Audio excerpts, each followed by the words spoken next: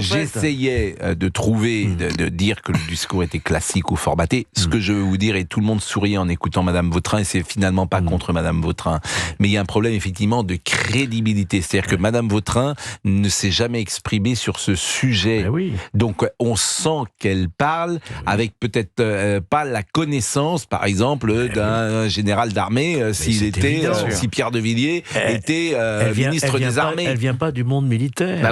Oui, s'il y a eu Florence Parly aussi, ça me revient. Mais on pourrait imaginer, pourquoi pas d'ailleurs, qu'un ministre, je ne sais pas si c'est arrivé évidemment dans l'histoire de France, est-ce arrivé dans l'histoire de la Ve République, qu'un ministre des Armées soit un militaire? Je n'en suis pas certain, pour tout vous dire. Mais vous croyez que quand Albin Chalandon ou Pierre Méniori sont arrivés à la Chancellerie, ils connaissaient quelque chose de la justice? Vous savez qui était Albin Chalandon? Oui, le mari de notre collègue. Mais vous savez par où il était passé pendant la guerre de 40? Non. Vous connaissez l'histoire personnelle d'Albin Chalandon?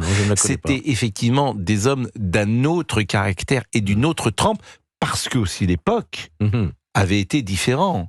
C'est-à-dire que c'est quelqu'un qui est un grand résistant, Albin Chalandon, qui avait commandé des troupes et qui avait un rapport forcément à la